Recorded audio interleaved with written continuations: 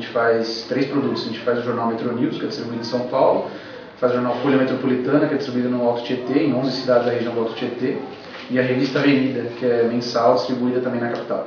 Paulo, como que é decidida a quantidade de tiragem do jornal e da revista também? Bom, as tiragens são fixas, né? O Metro News, ele circula todos os dias com 150 mil exemplares. Eles são distribuídos nas estações do metrô de São Paulo, de forma gratuita. A Folha Metropolitana tem 50 mil exemplares, aqui na região do Alto Tietê, e a revista Avenida são 100 mil exemplares. Essas tiragens não mudam, né? Esse número é fixo, a distribuição é feita diariamente com os jornais e mensalmente com a revista, sempre com essa tiragem. Desse ano e meio que você está trabalhando aqui, deu uma diminuída nas tiragens? Não, a tiragem é a mesma desde que eu assumi, mas ela era com certeza maior há talvez 5 anos, 10 anos atrás, né? Um problema sério que todos os veículos impressos têm passado por conta das novas tecnologias que surgiram uns anos atrás. É uma dificuldade que está sendo enfrentada não só por nós, mas por todas as empresas jornalísticas que trabalham especificamente com veículos impressos. Como é que você vê essa relação do jornal impresso e das revistas com a internet? Porque o jornal ele vai dar as notícias que a internet já deu um dia antes. Como é que é feita? Sim, isso mudou muito a realidade de quem trabalha com impresso. Antigamente, a busca pelo furo de reportagem ela era primordial no dia a dia de uma redação de um jornal impresso. Hoje em dia ela não é a principal preocupação. É claro que a gente também se preocupa, mas o furo perdeu um pouco da importância isso no jornal impresso, justamente por causa da internet. Por mais que a gente tenha uma fonte confiável, uma história que só a gente está apurando, uma coisa exclusiva, é muito difícil acontecer isso, é muito difícil. Geralmente as notícias hoje, agora durante o dia, as notícias já estão na internet, já estão na rede, todo mundo já está sabendo, e o papel do jornal impresso no outro dia é fazer aquilo de uma forma mais analítica, uma forma mais aprofundada, e não factual, não o hard news, não aquela notícia bombástica, manchete bombástica, o fundo de reportagem, que isso foi diluído durante o noticiário online do dia anterior. Tem um reconhecimento maior e talvez não seja atingido com essa crise dos impressos por ser um jornal mais dirigido a um outro público de outras cidades? Não. Na verdade vai ser atingido porque o que está em jogo não é o jornalismo em si, não é a informação. É a maneira do negócio do jornalismo, né? A indústria jornalística está passando por uma transformação. O jornalismo sempre foi e sempre vai ser essencial. O bom jornalista sempre vai ser procurado, independente da plataforma. Se ele estiver no impresso, se ele estiver na TV, se ele estiver no rádio, se ele estiver online, ele sempre vai ser essencial. A informação de qualidade sempre vai ser essencial. O que vai mudar é a forma de como isso vai ser passado para o público, né? Isso está sendo transformado nesse momento exato. Mas o que vai mudar, a grande vítima de toda a situação vai ser a indústria jornalística, né? A maneira como se ganha dinheiro com o jornalismo. Isso tudo que ainda é uma grande questão, é uma incógnita que nenhum empresário do jornalismo conseguiu decifrar ainda. Está todo mundo procurando a resposta de $1 bilhão. E você trabalha com jornais e com a revista. Na sua opinião, qual que vai ser mais afetado, a revista ou os jornais? Ambos. É difícil a gente mensurar qual será mais afetado. Acho que o papel, né, o veículo em papel, é a grande vítima dessa história toda.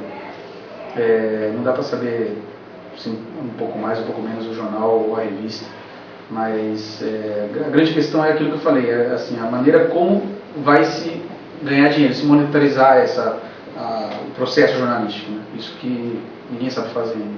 O crescimento dos blogs, dos portais de notícia, eles diminuem a demanda de notícias, assim? Não. Sempre, como eu disse, o jornalismo sempre vai ser indispensável. E justamente pelo fato de você ter mais oferta, de você ter mais gente escrevendo, de você ter mais blogueiros, mais jornalistas colocando a cara a tapa, escrevendo sobre vários assuntos, é justamente por isso que o jornalismo de qualidade ele é importante. Houve uma pesquisa na época das manifestações de junho, onde as redes sociais foram importantíssimas na mobilização que houve, que nunca se viu no país. Interessante observar que a maioria da procura nas redes sociais foram por artigos feitos por jornalistas renomados ou por veículos de imprensa já consolidados, ou seja, apesar de ter muita informação, o público ainda vai atrás daquela que ele confia mais, que é naquela do jornalista que ele conhece, que ele acredita, no veículo que ele confia, ele sabe que a informação é bem trabalhada, bem apurada. E por isso que eu falo, você tem muita oferta, então o público vai atrás daquilo que ele vê que ele tem mais qualidade, da credibilidade. Por isso que nunca, apesar da situação mostrar o contrário, que o jornalismo está em crise, realmente está em crise, mas é justamente nessa hora que o jornalismo e o jornalista de qualidade vai ser mais importante. Bom, Paulo, com o crescimento das internets, aumentou o número de oferta de freelancers que vem aqui pedir uma vaga para você? Aumentou o número de jornalistas querendo emprego? Sim, aumentou bastante por conta dessa crise que vivem os veículos impressos. A gente vê notícias a toda hora aí de veículos tradicionais até fechando portas, né? A gente viu o Jornal da Tarde fechando as portas no ano passado, nós vimos o Estadão reduzindo drasticamente o seu quadro de funcionários, a cobertura inclusive, né? Abril recentemente também cortou uma fatia grande do seu quadro pessoal e fechou alguns títulos, né? Então, muita gente que estava trabalhando e está no mercado, né? Então a gente cresce muito sim a procura por emprego. Infelizmente a nossa profissão está vivendo essa triste realidade. E por ser um jornal distribuído gratuitamente, depende fundamentalmente dos anunciantes. Com a internet, o valor pago pelos anunciantes diminuiu a vocês? Diminuiu, e isso é o grande responsável pela crise dos impressos, que apesar de outros veículos também serem vendidos e também terem assinaturas, o meu é só gratuito, então eu dependo 100% da publicidade. Mas os outros veículos que são vendidos, que são comercializados, eles têm a receita da venda, né, das assinaturas, e também a receita da publicidade. Então, essa fuga dos anunciantes é o grande vilão, esse é o ponto X da crise do jornalismo, né? Que com a internet, a publicidade não migrou para o digital.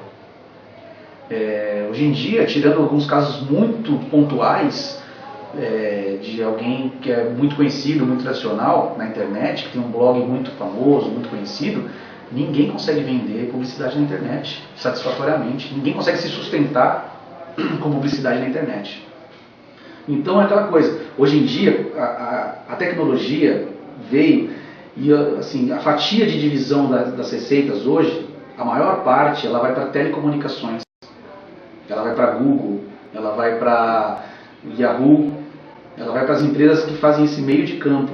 Ela não migrou, por exemplo, dos veículos tradicionais. Por exemplo, o Estadão só tinha seu impresso. A partir do momento que ela tinha site, tinha aplicativo, ela não foi automaticamente para o digital. Ela fugiu para telecomunicações, ela não volta mais.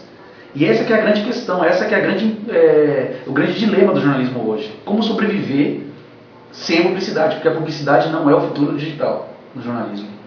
O que é o futuro digital é um outro bicho, um outro monstro que ninguém descobriu qual que é ainda. E essa que é a crise que a gente está vivendo hoje. A gente não sabe como fazer para ganhar dinheiro com jornalismo na era digital. E hoje você acha que o público que está em casa, quando ele quer saber o que está acontecendo, ele vai buscar o jornal ou vai buscar as redes sociais e os portais de notícias? Vai procurar jornal através das redes sociais. As redes sociais funcionam como esse meio, são essas empresas de telecomunicações que eu te falei.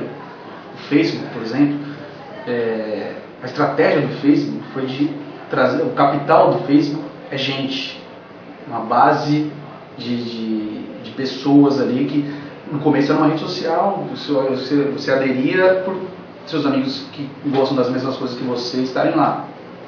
Com o tempo, aquilo começou a crescer tanto, e começou a se associar com outros serviços online. Por exemplo, você entra num aplicativo que vende passagens aéreas, um pacote de turismo. Todos eles têm a opção para você fazer um login, se cadastrar ou se logar direto pelo Facebook. A maioria, até por economia de tempo, vai direto pelo Facebook. A partir dali, o Facebook tem acesso a todas as suas informações. Ele sabe que você costuma comprar passagem para Cancún no verão e para Campos do Jordão no inverno. É uma estratégia, primeiro ele juntou o máximo possível de pessoas e essas pessoas forneceram para ele todas as suas preferências. E aí o valor do anúncio dele ficou muito maior. Você entendeu por que o anunciante não vai mais anunciar no Estadão? Ele anuncia direto na página do Bruno, porque ele sabe que o Bruno gosta daquilo que ele está anunciando, então a possibilidade do Bruno comprar é muito maior.